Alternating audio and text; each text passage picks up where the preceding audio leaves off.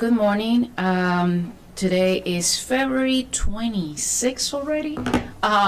Welcome to the Economic Development Committee. My name is Natali Fani-González, and I'm here with my colleagues, Councilmember Evan Glass and Councilmember Marilyn Balcombe. And it's our first, I would say, budget-related session for the year. And it's a very exciting one. We have a group of CIP projects, and I'm personally very excited because they're about Glenmont and Wheaton and North Bethesda, and we also have White Oak. And we're gonna follow the same order that we have in the agenda. And with Glenmont, before we start with that one, I will say, and being very careful here, that there are amazing things happening in Glenmont that we're going to be able to share in a few months. And this particular project that we're going to be discussing is key for that to happen. With that, I'm going to pass it to our county staff so they can take it away. Great. Good morning, members of the committee. So I guess we'll just run through each item individually, starting with the new projects and Glenmont, as you mentioned. So this is a new $452,000 project supported by current revenue to acquire a piece of property that's currently owned by the State Highway Administration in the Glenmont Shopping Center. In the short term, the site will be used as staging for an HVAC upgrade at a police station across the street, but in the long term, as you mentioned, the idea is to use it strategically to advance the goals in the Glenmont sector plan that was passed in 2013. I don't think that there's much more to be said about this project other than the expenditures are primarily just going towards the cost of acquiring the site and some of the legal administrative fees associated with that. So if the members of the committee have any questions, I think we have the Deputy Director of DGS, Greg Assant, to answer any questions that you have. Yeah, Mr. Assant, would you like to add anything else? No. Good morning, Greg Assant, DGS. Packet's very thorough, exactly as captured. We're very excited to be in line to acquire this site.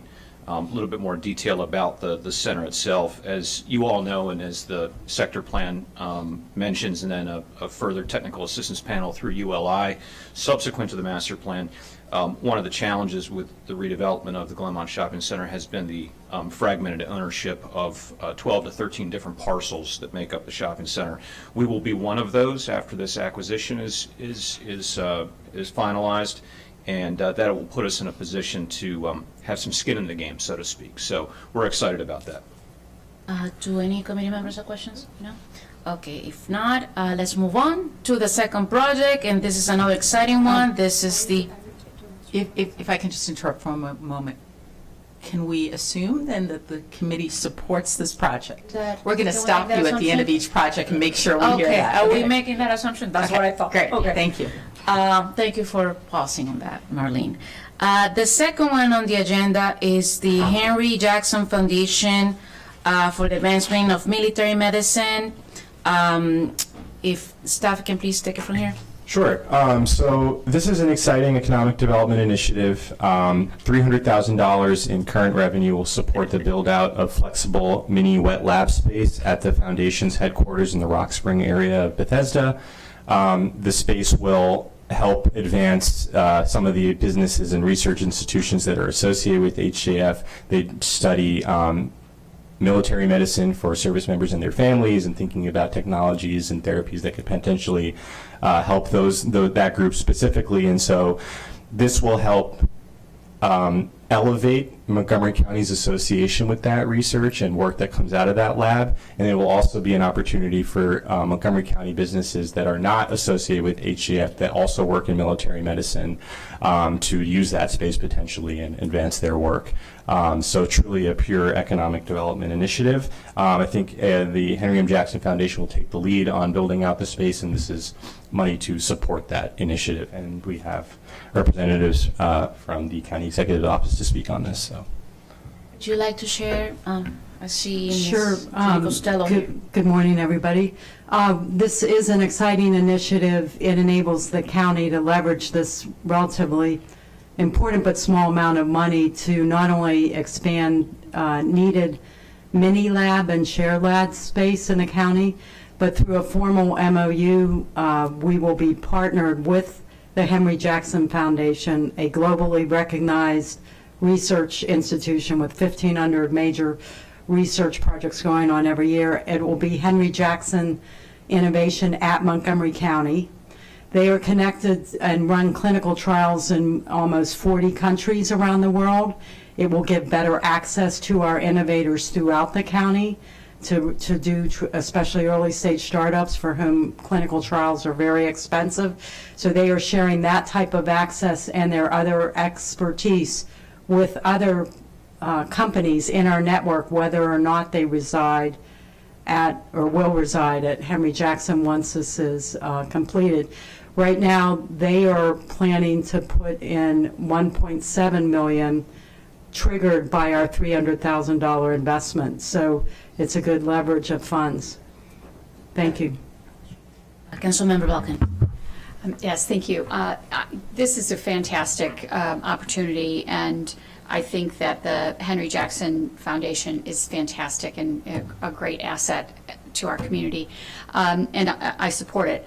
Just a question, will there be any set aside for non-HJF researchers? How can we make sure that other researchers have an opportunity for the space?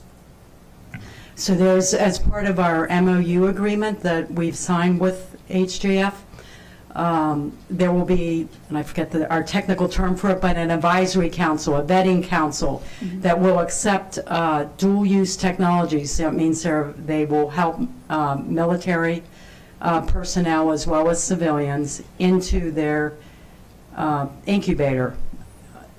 In addition, but that's a limited, that space is limited. So in addition, they have agreed to give access to other companies up in the Germantown Innovation Center and in our, what we hope to expand over the next year, expanded innovation network, access to their experts in IP and technology transfer where it is a dual-use technology. One of the cool things is, if you think about military medicine, it's not just the important work of helping wounded warriors and people on the battlefield, but every military family has many pediatric needs, OBGYN needs, so that the dual use is very broad, and we have agreed to let others have access with the understanding that those housed at HJF would have first availability to research or IP expertise. They also, I don't know if any of you have had the opportunity to visit their brand new conference facility, and some of that, they will make that available to our companies, whether or not they are housed there, on an availability basis. Yeah. And that, for those who don't know, is in North Bethesda, so its central location will help companies in East County, Up County, and nearby. Yeah, thank you. Yeah, I toured the facility, and they were very gracious in offering that space. It's a beautiful conference space, so thank you. Councilmember Glass. Thank you, Madam Chair. I think this is another great investment, and leveraging the public dollars and the foundation's dollars. Ms. Costello, you said it was 1.6 million or 1.7 million that they are investing? It's 1.7 million. I spoke with them as recently as last week, and as is happening with a lot of our private sector tenants, some of their construction costs have gone up since the initial bids. So they actually have been given, for example, a $1.9 million proposal and they're scaling that back based on HVAC and other needs. But they thought the solid estimate that still stands is 1.7. Sure. So between that range Right. of their costs, it's 1 to 4 or 1 to 5 leverage, right? And so Yes. I think more broadly, and this is a conversation I know or anticipate we'll be having during the operating budget, but more broadly, what is that metric that we are looking for, to Councilmember Balcombe's point about other investments, other entrepreneurs, foundations, or corporations that are looking for this type of partnership? How do we gauge that before we engage? Good question. I think it's a combination of engagement with entrepreneurs and emerging companies in any fashion, including and specifically technical assistance to help them with their commercialization plans, to help them prepare for angel venture and follow-on funding. We all want them to grow jobs. That takes raising capital. Larger companies, many of whom you know, as well as startups, are finding this to be a difficult fundraising environment. But I think any of the steps that help them advance their technology, in this case, because it's biotech, from the lab to the bedside, are metrics that should be counted. Sure. Appreciate that. And I know it's part art, part science, right? And so you look at the opportunities as they're presented, but I think this is a good opportunity and look forward to supporting it. Thank you. Does the committee support this project? Yes? Yes. Thank you so much for your input. Next, we have the Wheaton MNC PPC headquarters retail. As you all may remember, we talked about this particular project last year during one of our urban district conversations, and we talked about the need of ensuring that we take care of the retail space to really finish the promise that this county made to the retail community, the business community in Wheaton. So it goes along that conversation. With that, I'm going to ask staff to take it from here. Thank you, Committee Chair. So yeah, this is the $4 million project funded by current revenue to support that upgrade of the retail space in the ground floor of the Wheaton headquarters. Currently the space is completely unfinished, so it was delivered unfinished. That means that it's not connected to basic services like plumbing, HVAC, it doesn't have ceilings and walls. And so there's a basic step that needs to be taken to fit out the space with those basic services to attract a tenant. And this may be an obstacle in getting a tenant so far in that it is unfinished, so it's harder to tour, harder to imagine what the space might be like. It's worth mentioning, though, that if a tenant were identified, there may be an additional need to actually fund the tenant improvements specific to that tenant. But this is helping, remove one step in that process, because otherwise, I think as you all learned in the committee session last year, that if a tenant were identified without the space being upgraded, that they may have to come in and ask for just funding for that step first before the tenant improvements. And with commercial real estate timelines being short, it's just helpful to expedite that process as much as possible, which I think is the motivation for this item. So I think we have representatives from DGS to answer more questions about it. Good morning again, Greg Austin, Department of General Services, and thank you. As the chair noted, this is the follow-through from our conversation last year, and this PDF represents the county executives wanting to be proactive rather than reactive. Once we find out if there's a tenant in the market or somebody walks through the door with the best idea ever, we want to have the resources available to move forward with haste. And so that's what this PDF represents, and we're very pleased to bring it forward before the committee. Thank you. Councilmember Balcombe. Thank you. Appreciate this, moving this forward. I support this. It's a tough space at a tough time. Do we know what the interest has been for this space in the past year? So in the past year, I can go back and get a more detailed response, but off the top of my head, we've had a few inquiries during the past year, haven't really developed into anything. Restaurants, breweries, those types of things. But in each of those cases, I would say that they've identified the cold dark shell as a major obstacle. Right. So ironically, this was obviously being formulated as part of the executive CIP long before those conversations, but the next time or the next tenant will have these available, presumably, if it moves forward in the CIP process. So hasn't been a ton of interest lately, but some. Okay, and what was the rationale, we may have asked this the last time, what was the rationale for not completing the space? So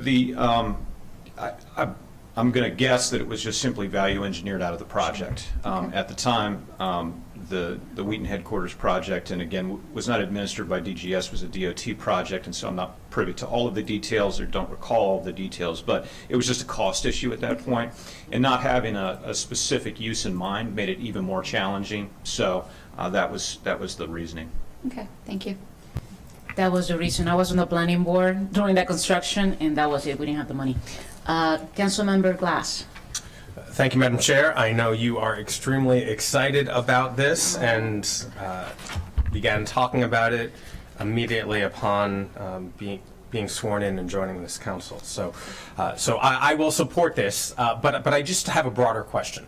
Part of the reason that this conversation is happening is because we need more retail, need more opportunity and foot traffic in the Wheaton Triangle area. And the main reason, not one of, the main reason that building, Park and Planning and county offices were put there were to revitalize that area. And so we need to make sure that people are still on the street and going to the office. So as part of this conversation, what is the return to office? And I don't know if any of you are prepared to answer this, but I think it is extremely important for this, as we're about to make a $4 million investment into having retail. We need the retail to succeed, and the only way it will succeed is if people shop there or eat there. What is the return to office rates here in the county? Because I know the Council of Governments and the county executive and we and I have been urging a return to work, at least 3 days a week, something like that. Is anyone prepared to answer that? I know we don't have that data immediately available, but we could look into that rate. I'm sure somebody's tracking it, and if not, we can figure out how to get that number. Appreciate that. And so I'm going to make a friendly suggestion that when this comes to the full council, we have somebody from the county executive's team who can discuss this, because I think it is inextricably tied to the success of this. And I want to make this investment into this retail space, but I want to make sure that it can succeed, and that our entrepreneurs who end up signing a lease there can succeed. The only way that can happen is by having foot traffic. Just to be clear, so is it the return to office in that building specifically, a county-wide rate? I specifically, it's the building. I suspect it will be extrapolated beyond that, Sure. or at least the response will be expanded. Okay, Thank you. Thank you so much for that question. Councilmember Laurie-Anne. Thank you, Madam Chair, and thank you for updating us on the progress that's happening. I'm glad that we're seeing some interest. Regarding this $4 million investment, do we know how we are planning to retrofit the building? Are we just doing the basics, just getting drywall up and some electrical wiring? Do we know how many tenants we're anticipating? Is this going to be one single space? Are we partitioning it off? So, by way of background, the $4 million is effectively, I believe, if you do the math, it's about $350 a square foot for all 11,000 or 11,500 square feet. I think that math is correct. I'll double check it, but it's really designed to be flexible, as council staff has noted. The space is currently a cold dark shell. This will provide funding and resources to get it up to a warm lit shell, so adding the mechanical, plumbing, and electrical, as well as the basics, bathrooms, for example, which are non-existent at this point. That said, this is a placeholder. If we have a tenant who is, it would be very challenging to find a tenant who's going to take all 11,000, the entire space, and then spread out, based on that. Conversely, if a tenant was looking for the end cap, for example, that faces Reedy Drive, which is about 5,500 square feet, we could devote all of these resources to that specific tenant, if that's what the council and the executive agreed to do. So we'll need to bring this back to you when we have a proposal, or a proposal that we want to move forward. Yeah, I'm just wondering how we are having interest and how we're advertising what's available? Oh, certainly. So the county, DGS, and DOT got together very early before the building was even completed, and brought on our real estate advisor, Jones Lang LaSalle. They've been brokering the property since before it was completed. So it's active in the market. We can send you a link to the it's like a listing, mock-up. and that's generating most of the interest. And of course, word of mouth through county staff is helpful as well. But yes, we do have it actively brokered and marketed as well. Okay. And how long do you think it's going to be before we get a tenant or this initial $4 million investment completed, the initial work done? So in talking to JLL and identifying the major obstacles, this was the major obstacle. When they are out showing prospective tenants the space, they can't give folks a timeline. And so for a tenant to sign a lease, make a huge capital investment on their end, and not know the timing of any tenant improvement help from the landlord, in this case the county, is very challenging for them to market the property, and that was identified as the major obstacle. We're hoping, of course, that once this is approved and sitting there, that will be very attractive in having $4 million available to the county to incentivize a tenant. So we hope very soon, but without a crystal ball, we'd be guessing. Okay. I'll be watching. Thank you. We'll be watching very carefully. Appreciate those questions. Is the committee in favor for this project? Okay, beautiful. All right, moving on. Another very exciting project, the North Bethesda Metro Station Area Redevelopment Infrastructure. Go ahead. Thank you. Yes, this is a ongoing project that was approved in the last FY23 CIP. It was funded for, or it was initially intended to be complete by FY24, but it's been delayed 1 year, so it's now anticipated to be complete in FY25. It's funded entirely by state aid in the amount of $16 million, and we know that the county, WMATA, and a third-party developer, Elcor, have entered into agreement to actually construct the roads and complete the project. Hopefully that will be delivered in a timely manner. And we have a representative from the Ombudsman's office. So, can you turn on your mic? Sorry. There you go. Thank you. Thank you, Madam Chair, members of the committee. Tom Lewis, Development Ombudsman. Just as an update, this project is getting ready to start moving. One of the things that it was sort of waiting for is when Elcor was going to be on site next door, getting ready to build their project on what was called Parcel H of the old WMATA contract. And now they are on site. There was a road participation agreement that was signed between Elcor, WMATA, and the county in October. And Elcor, now that they're about to have their equipment on site next door, they're going to plan to begin moving dirt within the next few months as the weather gets better. So we really think this is going to be moving forward fairly quickly. Just as an update, this is a piece of the redevelopment of that site. As you all remember, there's an 18-acre site there at the North Bethesda Metro Station. And this, actually, going back to JLL, they did a report for WMATA in 2021 that said, really, to start the development of this site, we need to have pad ready or almost, development ready sites. The property had been an old golf range and had some dips and valleys and so forth. So this will be the beginning of that, but just the fact that this is starting to move, other parts of this are starting to move through the MOU that the county has with WMATA.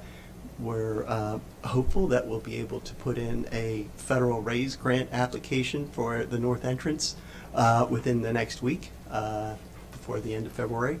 So that's exciting. It's a $25 million grant, and a lot of the funding is already in place based on the work that the council has done and some work that the delegation has done in getting some state funds. So that's exciting, and that's sort of the next piece of this, and I think with the site work being done now and the RAISE grant going in, WMATA has said that their expectation is that they'll be able to go out with an a request for qualifications for developers, maybe in the next couple of months for the rest of the site. So it's an exciting time.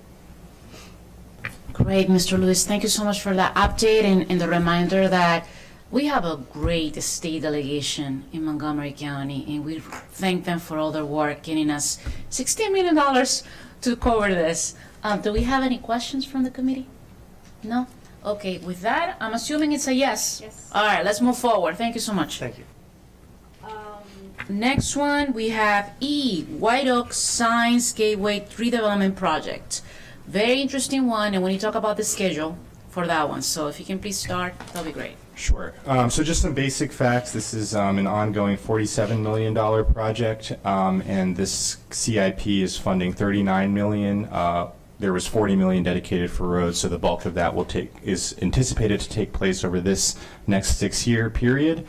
In the last fiscal year, the FY23 CIP was amended to move a significant chunk of the expenditures, about 18 million, beyond the 6-year period. In this recommended CIP, the full 39 million is anticipated to be spent within the CIP period, although the bulk of the funding is, sort of begins in FY28, just for the committee's consideration. There was, in the news, reported that another real estate developer was brought on, MCB Real Estate, which may indicate that there may be movement on that project, but there hasn't been a formal agreement about anything like that. So, is the county executive ready to talk about this? Just because I am also aware that this project finally is moving forward, and I don't want the county to be the obstacle here.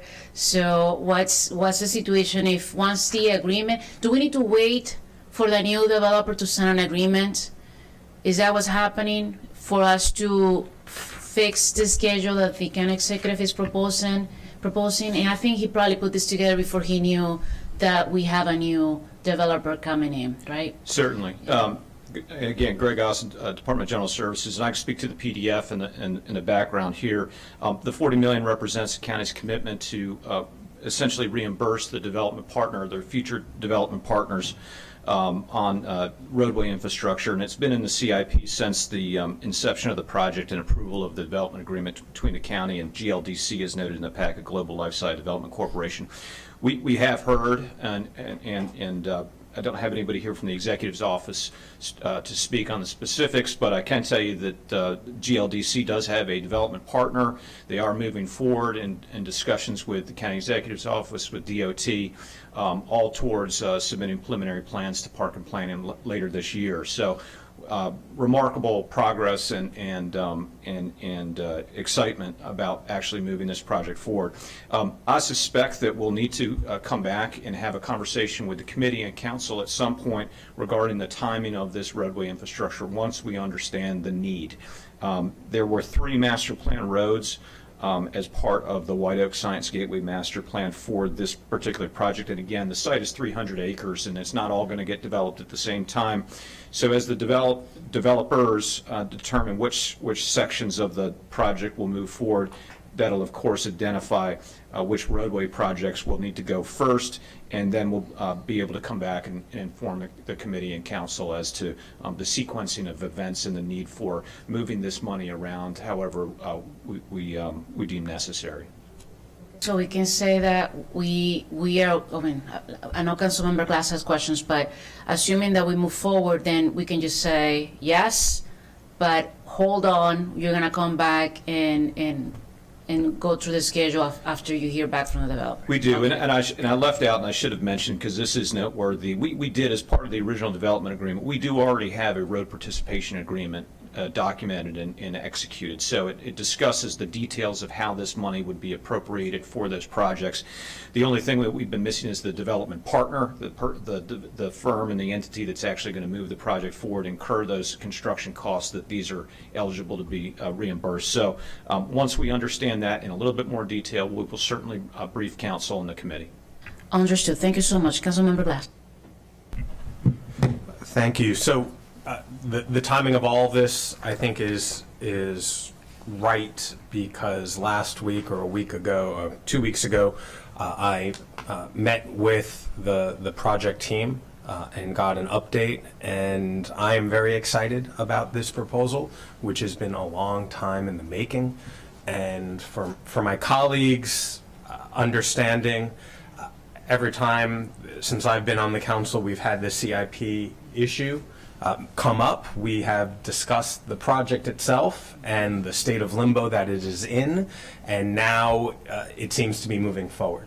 And so the plans I saw are very exciting. I know East County will be tremendously excited by it. And I also noted for the team that they should engage us and engage the county executive specifically regarding the CIP.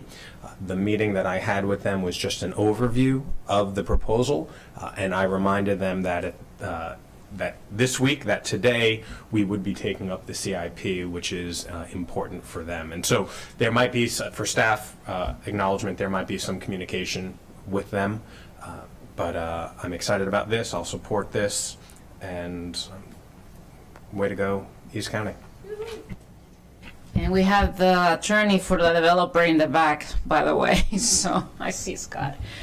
Any other questions? Yeah, Councilmember Balcombe. Yes, thank you. And, you know, we've all been watching this project for a very long time, and I want to make sure that we don't have any obstacles.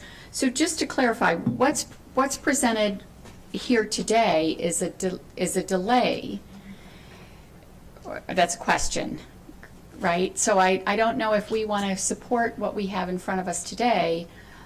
We're not going back. Okay, Yeah, that's why that's what I wanted to clarify. Yeah. We're gonna put this on hold till we have more information. So we'll summarize the committee's discussion as support the project, but want to learn more about the schedule and whether there's opportunities to expedite it, given that there's now we have an agreement, so. Yeah, I think that I just the word supporting the project versus supporting the proposed PDF is two different things. So, okay, all right. Just want to clarify. Thank you.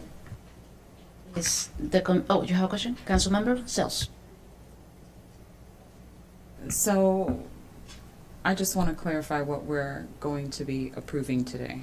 Are we approving the 40 million investment for the roads?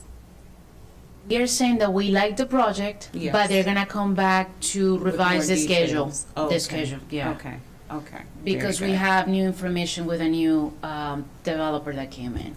Very good. So, Okay, thank you. with that, we are adjourned. Thank you so much for your time.